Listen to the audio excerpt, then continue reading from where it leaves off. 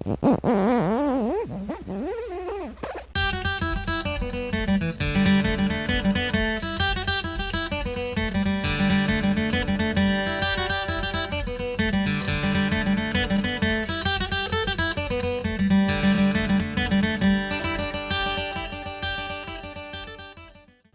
迎来到光头 UK， 我是光头，我是花花，我是阿菜。好，那我们今天又到了菜鸟如何进入家庭露营的一小段了。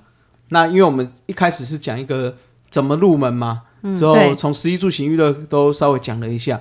那我们今天特别讲吃的这部分，就是说你怎么去准备食材，你怎么在野外去露营，这样、可以哦。对对对，那接下来我们会煮一个菜嘛。我们上次已经录好了，应该会在这一集的后面。好，嘿嘿也不知道成果如何，大家来听听看啦。好了，那我们现在先讲一下如何去准备吃的部分哈。那吃的话是算是露营非常重要的，尤其是家庭露营，我觉得算是乐趣之一啦。好，因为以前我们去露营的时候都会觉得说啊，去露营，我记得小时候，因为那个时候可能是跟学校的人一起去。那大家挤的这样啊，就吃个泡面啊，不然就是，或者是说像那个那种救国团，不知道你们有没有参加？童子军，对，类似的，可能就会给你们一些固定的食材，让你们自己去野炊嘛。对对对，对。那我觉得现在的露营尤其是家庭露营，又是不一样的等级啦。那像我们上次有介绍，很多人包括什么牛排啊，还带瓷盘那些，那我觉得那个都是。等大家进阶以后再来想，那我们先从比较家常，我们譬如说单飞出去，我们要怎么去准备这些食材，或者是跟团体要怎么去准备食材，这样子，好，那基本上准备吃的，工欲善其事，必先利其器，所以我们要先准备好的是器具的部分，那器具的部分不外乎就是这些锅碗瓢盆嘛，对。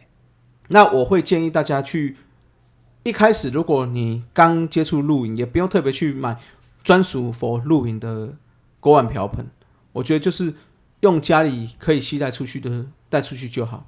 那当然可能空间上会有一点点限制，那但是现在有一些锅具啊，就是携带也很方便，在家里用也很方便。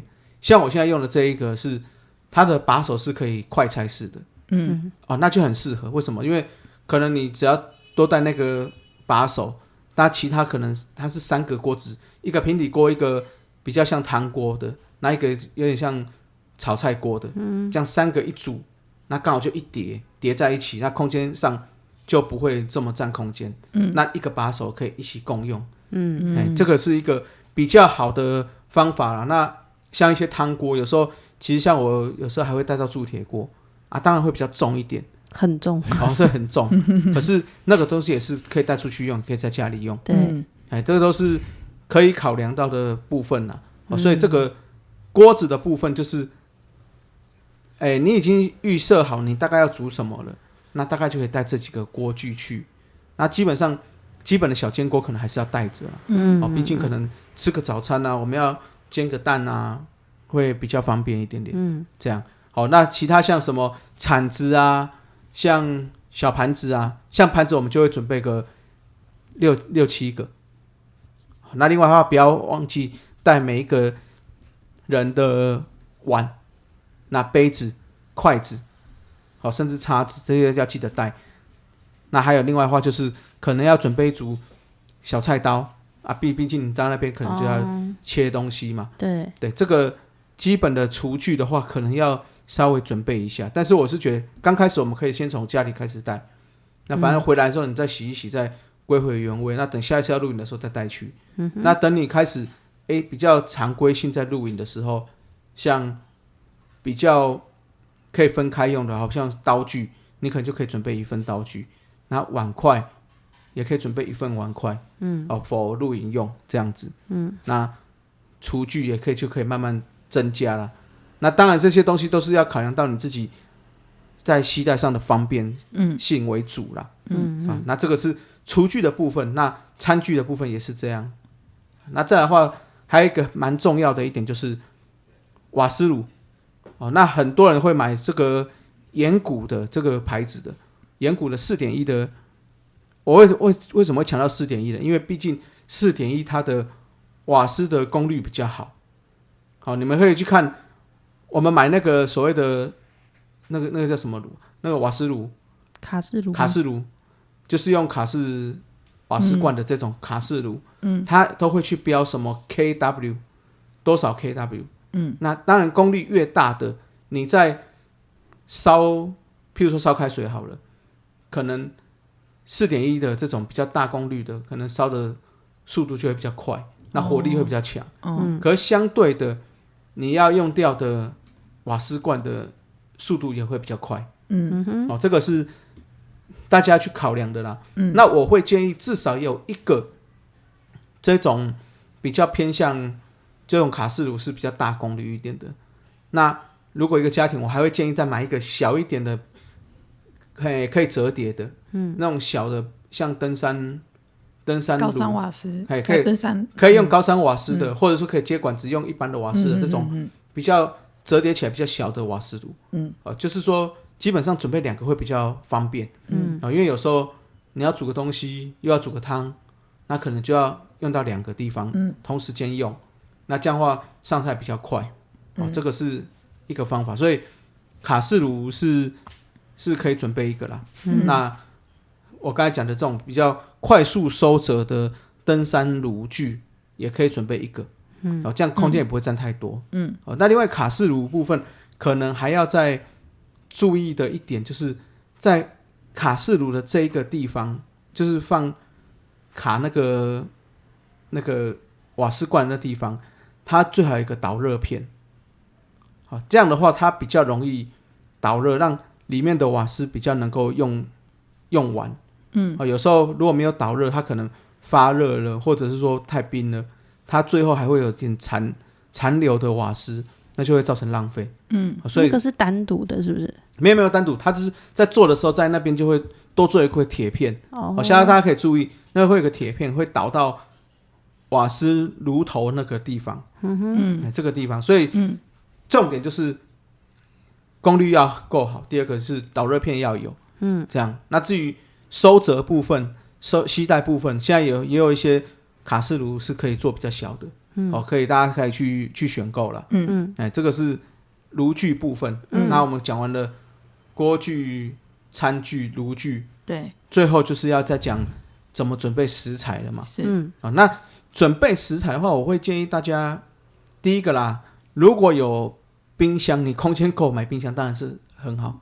那现在有些营区会有冰箱，也可以去冰。但是毕竟营区的冰箱它的温度的恒温度我们不能那么确定。那第二个是说，可能很多人在冰的时候，它的冷却效果也不会这么好。所以我会建议，如果你是要带比较偏向海鲜类的，可能第一天就要先吃。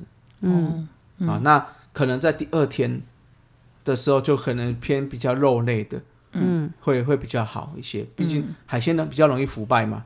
所以如果海鲜如果腐坏了，如果吃对身体毕竟比较不好。这样。那另外一个就是说，像青菜类的，你可以选择在家里面就可以先去做处理。包括像我们最麻烦是什么？像高丽菜。这样带了1颗过去，又要切又要洗又要干嘛？可是你可以把今天用好的分量，我譬如说我这一餐要吃，我就先洗好切好，装到所谓的夹链袋，那就可以一包一包用好。那甚至也可以建议很多，因为毕竟你去那边又要搭帐了又要玩又要干嘛，又想放松，有时候会手忙脚乱的。那有时候又会，你知道最常是什么呢？毕竟冰箱不在你的帐篷旁边，对，你要走去那个营本部去拿。对，所以我会建议是这样譬如说今天我要煮这一餐的食材，就直接把它写好。写中餐可能就编号1、2、3、4、5、6、7、8、9、10。那这时候你不管是自己去拿或请人家去拿，人家就可以直接看中餐你可能今天有10包，就把那10包包括肉菜就全部都拿过来。对。那你回来的时候你也不用切，因为你可能在家就把它切好，像肉要片的片好，要腌的腌好，就一包一包拿回来了。那这时候我也可以很清楚的知道我所有东西都拿到了。这个是比较偏向因为我们单飞的人去啦。如果你是说像我们一次7、8仗、4、5仗要去由我一个人煮，那个准备方法是不一样。那我们说的是家庭露营，可能是我们自己2仗或1仗自己去玩，那准备的方法我建议可以是这样子，就是先出发前把该用好的食材该洗该切都把它用好，你去营区就不怕说还要再洗还要再处理，就减少这些麻烦了。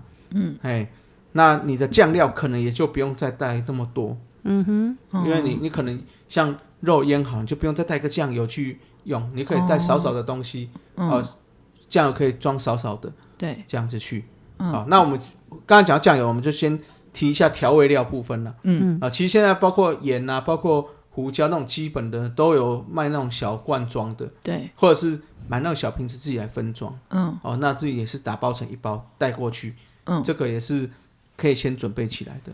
但是会建议回来你没有常露营的话，回来还要记得把它清一下。不要每次用完下次又带去，就你会发现下次带去你的盐全部都结块了，对对，潮湿就潮湿掉了。所以回来还是要稍微整理一下。好，那再回到食材部分了，刚才就讲到这个东西就是一包一包处理好之外，另外我们会常碰到的就是团露最常会什么我们10仗啊这一团，我们每个人每家准备个2道菜，那一起吃嘛。那这时候你一定会很苦恼说，哇，这要怎么准备？几人份？10仗啊，一仗4个人，那就40个人，那我是不是要准备40人份啊？譬如说我今天要准备个葱爆鸡跟一个煎蛋，那我不就要准备40颗蛋？其实大家都这个就要这样想啊，就是说基本上你煮的东西要以你家可以吃得完为主。譬如说我们家现在3个人，我煮出来的东西大概就是3到4人份，对，这样子。就算团露也是这样子。对对对，因为其实，你不要想到大家每一样东西都会吃得到，我觉得这件事情是有点困难度。那至少好，即使每一样东西都会吃到，基本上你这样吃了一轮，你看10仗，一仗准备2道菜，你就有20道菜了。其实20道菜每个都夹一小口，你就还蛮足够的。你如果除非是说像白饭这一类的，可能就要煮多一点点。可是如果是菜类的譬如说我今天是要煎个葱蛋，我不可能煎个40颗蛋的葱蛋，对吧？我可能就煎个我们家3个人，我可能煎个5到6颗蛋的葱蛋。那其实大家夹就是会夹一小块一小块一小块。对。而且出去玩，大家其实不会那么在意说我真的没有吃到了或干嘛的。对对，没错，这个倒是还好。所以就是建议就是以你家里几个人数去准备，你就准备几份，是这样那的量，这样的话也不会造成太多的浪费。那大家也可以吃到。那当然是出发前大家就先讲好了，就是说我要煮葱蛋我要煮什么不要说准备都没讲就去每家都出葱蛋，每家都出白饭跟那个香肠香肠葱蛋白饭就带回去自己吃就对那还是要有多样性啦。这个是一些建议的部分啦。那至于就像我讲的如果要更好吃的食材或者说一些特殊的东西，那就是另外自己在准备了。是那去的话也会带很多零食嘛。对啊，很多有的没有的，那就是一样，这其实都是多吃的啦，对，就多出来的。所以其实我觉得真的到正餐的话，也不会吃到这么夸张了。对，那至于要怎么准备，要怎么煮哪些菜色呢？就是以自己喜好吧，喜好为主，自己平常在家里煮的为主。那或者是说继续听我们的节目。那我们有时候会煮一下嘛，对，煮教大家煮一些在露营区蛮适合的菜，用出来也不会觉得不好吃，也不会觉得说好像跟家里吃的一样。因为平常如果在家吃一样，去那边吃一样，就觉得那就在家吃就好了。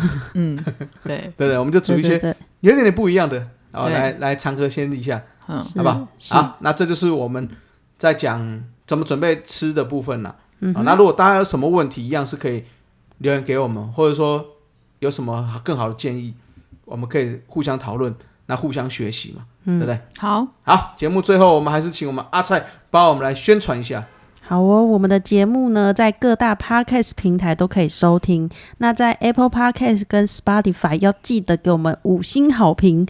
IG 的部分呢，请搜寻光头 You Can Eat， 也要给我们5星好评跟留言。然后靠北系列的留言也都完全接受，但是那个光头有说就是要留5星他才看，对，重点在这。那也记得大家帮我们拉下线追踪一下哦。好，那今天节目就到这了。我是光头，我是花花，我是阿蔡，光头 UK， 下次再见，拜拜，拜拜。